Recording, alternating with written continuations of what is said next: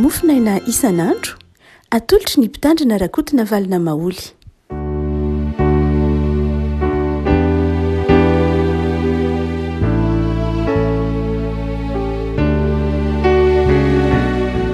Fanaraba antsika ry avako malala tratra ity alarobia fa 12 ny volana febroary ity dia manonona ny fifalian'ny tombo Jesoa amintsika ry avako malala. Fa miaraba manokana raha teo koa ny skoto rehetra satria andron'ny famoronana moa an'io fampafaratsika skoto azy, atsiarovantsika ny fanindry amin'ny andro nahaterahan'ny Baden Powell izay namorona ny skotisma teto ambonin'ny tany. Dia isika skoto rehetra dia mahatsiaro manokana ny izany andro izany an'io ary mahatsiaro manokana Baden Powell izay tsaroana noho ny lafiny hoe nanorona izany fikambanana lehibe nitaizantsika sy nampiditra tao ataitsika ny mahazava-dehibe ny fitiavanamana, mahazava-dehibe ny fitiavana an'Andriamanitra voalohany indrindra, ny fitiavanamana, ny fitiavana ny zavaboary, ny fanajana ny zavaboary amin'ny maha asan'Andriamanitra azy. Dia miaraba ny skoto rehetra. Ny voalahatra ho mofinaina antsika rehefa malala amin'ity alarobia ity dia ny bokin'ny Exodosy. Exodosy toko 20, ny andininy 7:20 ka hatramin'ny andininy 9:20. Exodosy toko 20, andininy 7:20 ka hatramin'ny andininy 9:20. Amin'ny anaran'i Jesoa. Ary ny olona rehetra samy nandre kotrokorana sy ny feon'ny anjomara ary nahita ny elatra sy ny tendrombohitra ny voatsetroka ary noho nahita izany ny olona dia torakovitra izy ka nijanona teny lavitra eny. Dia hoy izy tamin'ny Mosesy: aoka ihany ianao no hiteny aminay dia hiaino izahay, fa aza Andriamanitra no miteny fandrao maty izahay. Dia hoy Mosesy tamin'ny olona: aza matahotra fa tonga Andriamanitra mba hizaha-toetra anareo ary mba ho eo anatrehany tavanareo ny fahatahorana azy mba tsy hanontànareo. Dia nijanona teny lavitra eny ny olona, fa Mosesy kosa nanakaiky ny Ezipito izay nitoeran'Andriamanitra.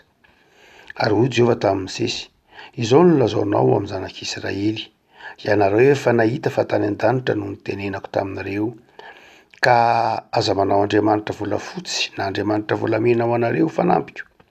Ary tara-tany no ataonareo ahy, ka aterinareo eo amboniny ny fanatitra doranao sy ny fanati-pihavananao, dia ny ondry amanosonao sy ny ombonao eo amin'ny fitoerana rehetra izay ampahatsiarovako ny anarako no anatonako anao sy hitahiako anao. Ary tara-vato no ataonao ahy dia aza vato vapaika no anaovanao azy, fa raha manainga ny fandrakao aminy ianao dia andoto azy, ary aza sinam-baratonga hiakaranao eo amin'ny altarako mba tsy ho hita eo ny fitanjahanao. Ray masino, manamasinana amin'ny fahamarinana mitenao ny fahamarinana. Amen. Ny Exodosy toko 20 ry havako dia mitantara ny nanomezan'Andriamanitra ny didy 10 na ny teny 10 ny zanak'Israely tamin'ny alalan'ny Mosesy.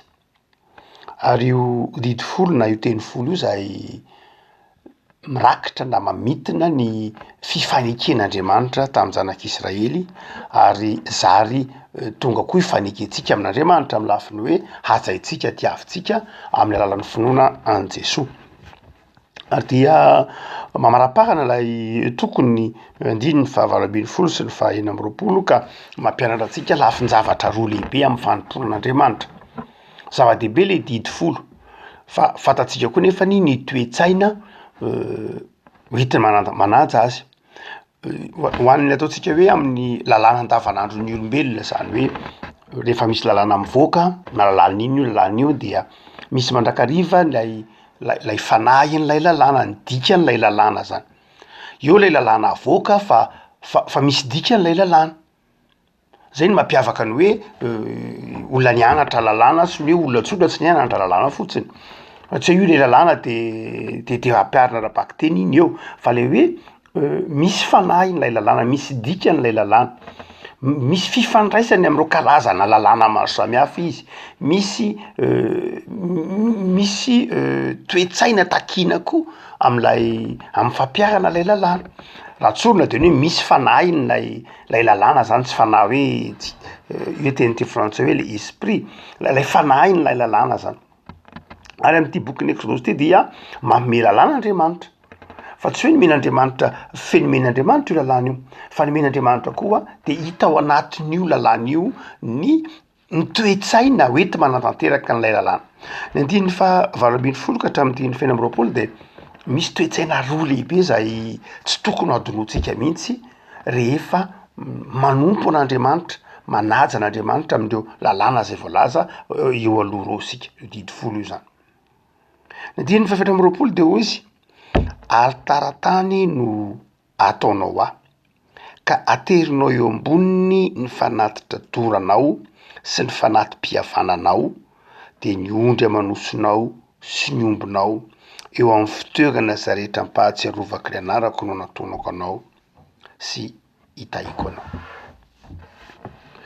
Amin'ny scoutisme de fantatsika ny anjara toeran'ny antsoina hoe lasy, zava-dehibe ny anjara toeran'ny hoe lasy, ary ao anatiny tsy vitany hoe misehatra amolavolana, famolavolana inona moa mamonjy lasy ny olona ny ankizy, tsy hoe mamolavolana toe-tsaina ao anatin'ilay fotom-pisainana skoto, fa mahafahan'ny ny fikambanana, ahafahan'ny mpikambana, ahafahan'ny ankizy tezaina miaina araka ny tokony ho izy lay fiainana skoto, miaina lay fifankatiavana, mianatra ny teknika skoto, hoe ahoana moa zany teknika skoto, ahoana nampiarana azy.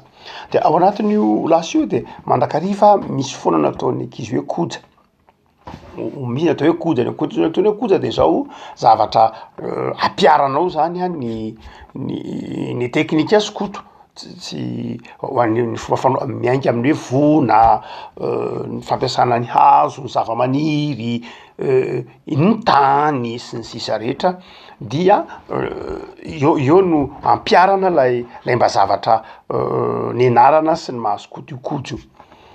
Ary eto amin'ny andininy ty fahaefatra amby roapolo ty de mety tsy ho falalavitra am'zany raha jerena amin'ny solomaso skoto, manao hoe alitaran-tany no ataonao aho. Mivahiny na atao hoe toy ny milasy ety ambonin'ny tany ny olombelona tamin'ny nanaovan'Andriamanitra azy, atao hoe toy ny lasy lehibe iainany zao tontolo zao ity tany nomen'Andriamanitra ity, de eto ny olombelona ny miaina.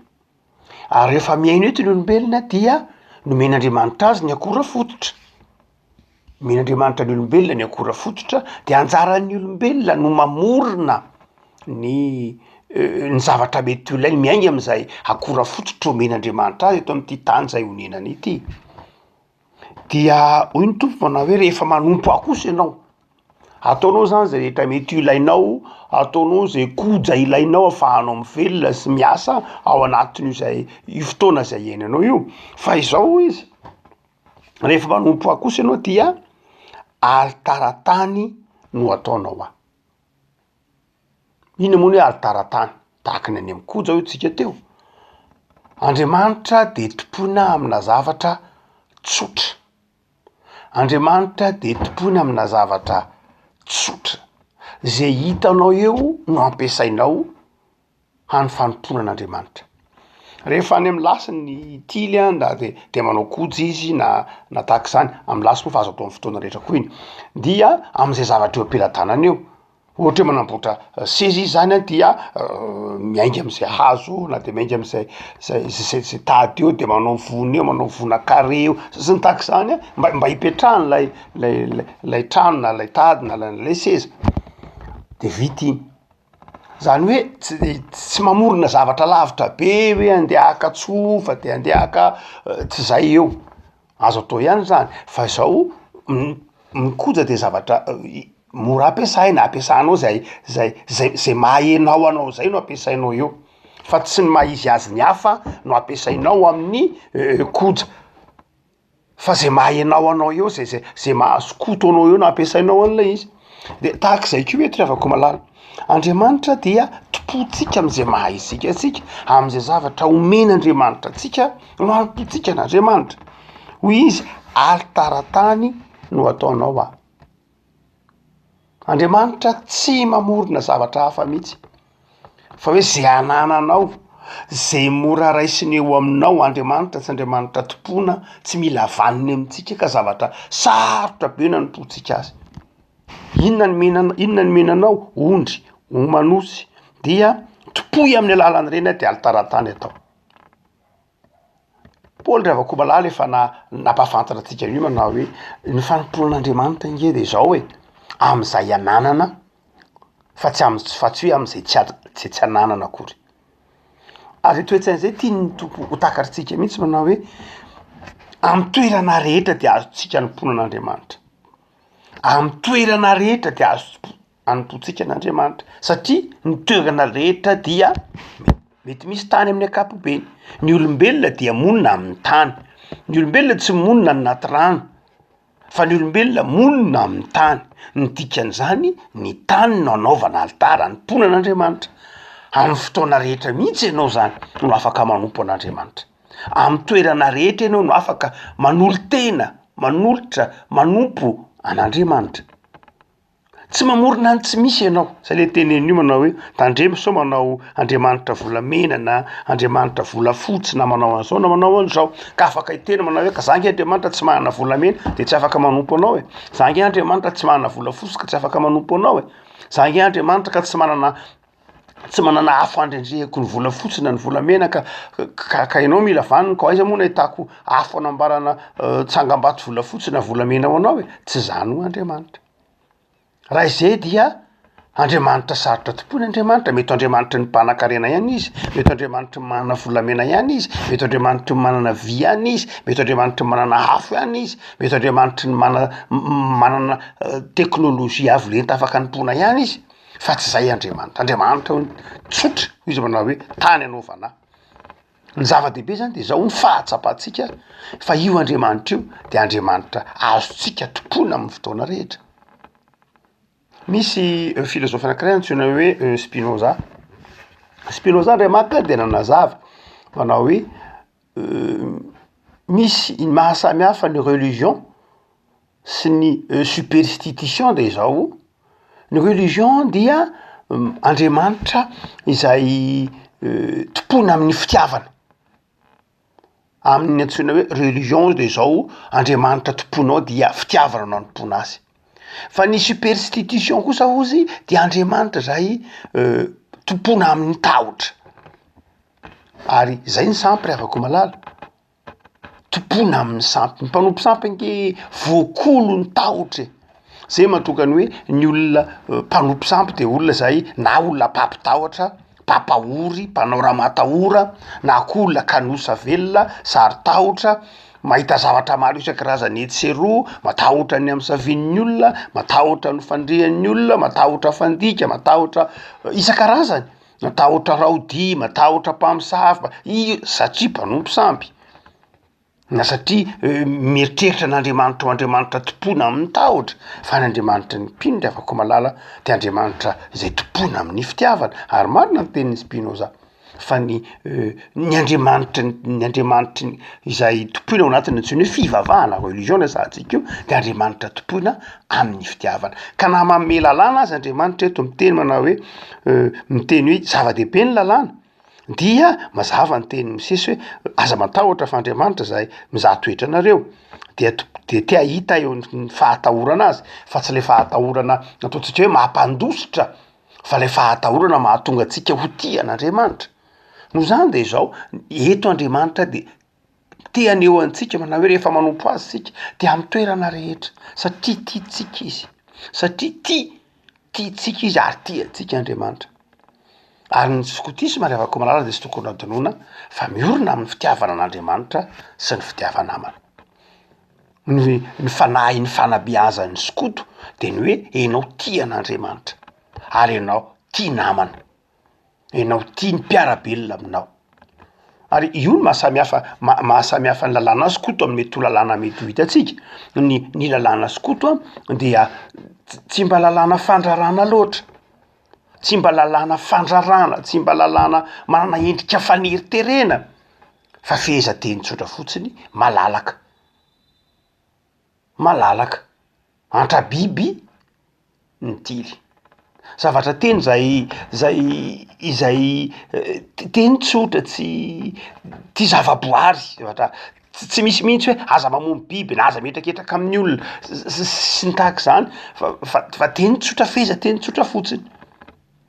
Andrevako malala zava-dehibe mihitsy ny fahatsapantsika kristianina, fa ny Andriamanitra, tsika ty Andriamanitra azontsika tompona amin'ny fotoana rehetra. Raha tsy ny fiainantsika mihitsy ny tiany tediny ty efatra amby roapolo ty hoe ary taratany no ataonao zany hoe ny fiainantsika de tokony hanompotsika n'Andriamanitra, satria Andriamanitra dia amin'ny toerana rehetra ka azontsika tompona amin'ny toerana rehetra, azontsika tompona amin'ny fotoana rehetra. Fa ny faharoa malala zay toe-tsaina tian'ny tompo ho ao an-tsaintsika, raha hoe mameno didy folo izy zany de afaka mieritreritra hoe za nge Andriamanitra amin'ny fotoana sasany tsy mamono olona, tsy mijangajanga, tsy mangalatra, tsy manova olombelona mandainga. Fa eto de zao tena amin'ny fotoana rehetra mihitsy no hanomponay anao Andriamanitra, tsy hoe amin'ny io lalàna io ihany fa am'izay rehetra nomenao anay no hanomponay anao, ny mahaizahay anay no hanomponay anao, ny ondry amanosonao izy no ombinao, am'izay nomenao anay no hanomponay anao, tsy am'izay nomeny ny hafanay fa am'izay nomenao anay no hanomponay anao. Fa ny faharoa de hoy izy amin'ny andininy fadimy amby roapolo, ary raha alitara vato no ataonao ahy de azavato voapaika no anaovanao azy.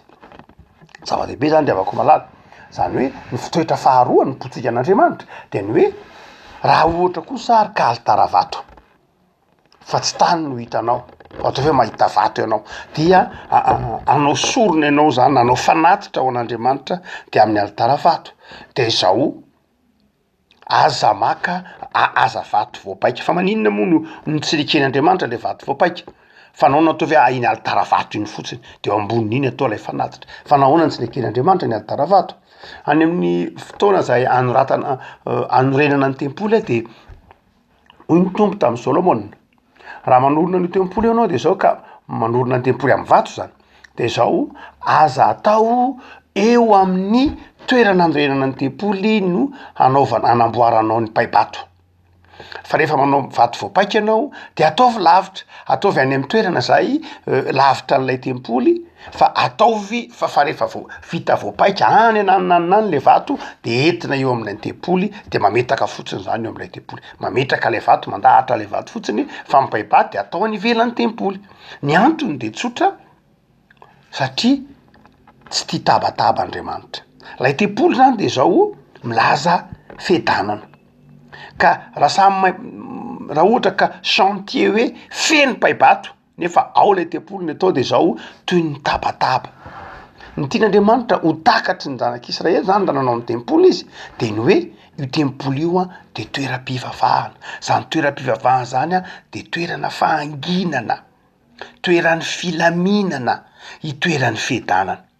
Ka eto zany de mifanitsy indrindra am'izay le hoe raha mampiasa vato voapaika ianao de raha mampiasa vato anao de aza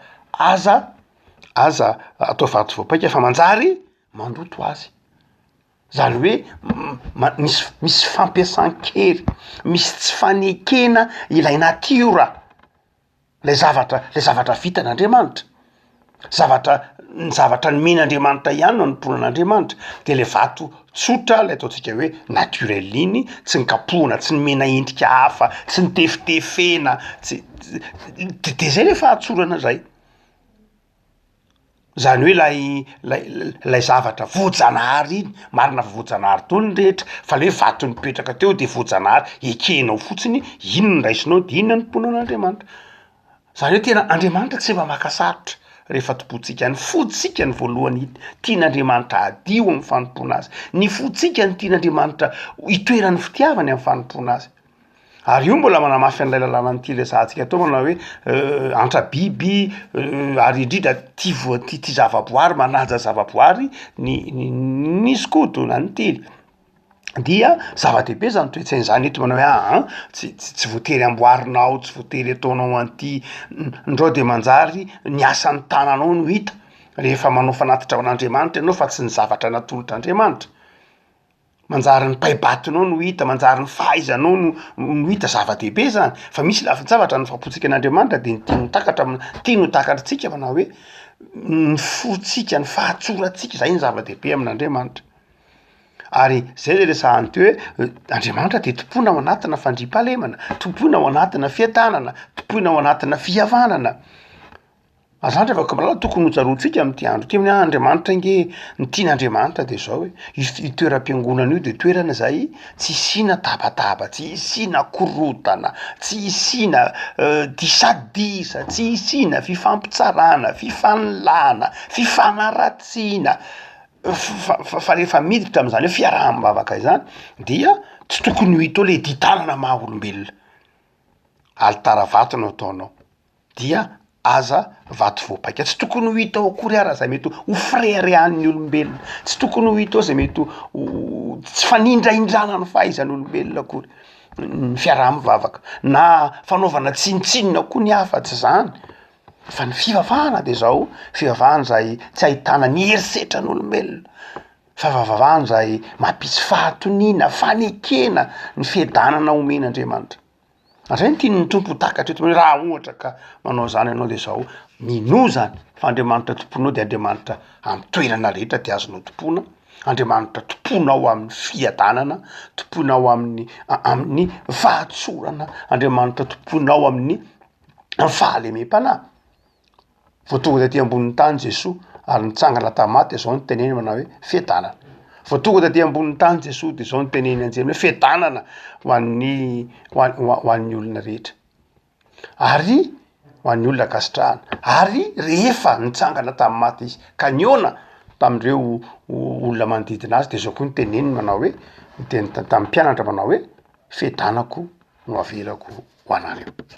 Ary ny toe-tsaina farany afaka malala zay izy tokony adonoantsika koa de izy manao hoe ary aza asiana ambaratonga iakarana eo amin'ny altarako mba tsy ho hita eo ny fitanjahanao.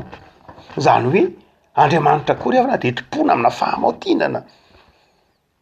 Ny olona taloha moa fazantsika fa akanjo lava ny akanjon'ny Jiosy, ny zanak'Israely akanjo lava be, tsy mbola nahafantatra ny antsoina hoe pataloha ny zanak'Israely. Ny pataloha voaingana kely aty amin'ny taonjato fafito ambin'ny folo vao fantatra ny antsoina hoe pataloha, patalone italiana ny nahita azy, patalone. Tsy teny malagasy akory ny pataloha, tsy teny frantsay koa ny patalon fa teny italiana patalone, anaran'olona ny teny hoe patalone. Lay lehilahy mpanao atsikana malaza tany amin'ny taonjato fito ambin'ny folo no nahita ny antsoina hoe pataloha, patalone zany, nanao atsikana izy fa lasa tonga nolova-tsika hatramin'ny efajato taona teo aoriana azy. Fa izao ny akanjon'ny Jiosy de akanjo lava fotsiny zao ihany. De io izy manao hoe aza tao avo be zany. Aza tao avo be zany, aza asiana ambaratonga loatra fa manjary rehefa miondrika eo ianao de hita ny fitanjahanao sanatria. Noho zany dia eto zany tsy akasitrahan'Andriamanitra ny fanompona azy ao anatiny ataontsika hoe tsy fahamaontinana. Andriamanitra de tompona ao anatin'ny fahamaontinana. Ary zay tokony mahasarotiny antsika hoe rehefa miangona na rehefa manompo an'Andriamanitra de ao anatin'ny fahamaontinana. Zany akory tsy de hoe rohitina amin'ny ilany indray manao hoe ka risy ange Andriamanitra zany de ahoana inona zany ny tokony ataoko sy ny tsy tokony ataoko amin'ny fitafiana, tsy zay loatra fa tokony ho takatra ao fotsiny, foto-kevitra, principe, foto-kevitra de ny hoe ny Andriamanitra de topoka ao anatin'ny fahamasinana, ao anatiny antsoina hoe fahamaontinana. Tsy tokony ho hita zany hoe olona manompo an'Andriamanitra ka miteradera vatana amin'ny lafiny maha olombelona. Hoy izy manao hoe tandreminao tsara mba tsy ho hita ny fitanjahanao satria fanivaivana ny altaran'Andriamanitra. Fanivaivana lay toerana zay anomponao an'Andriamanitra, fanaovana tsinitsinona mihitsy zany ilay toerana zay fanomponan'Andriamanitra. Andriamanitra tompona ao anatin'ny fahamaontinana. Havako efa somary sarotrarotra ihany mampianatra ny mpino ankehitriny amin'ny hoe manompo an'Andriamanitra ao anatin'ny fahamaontinana.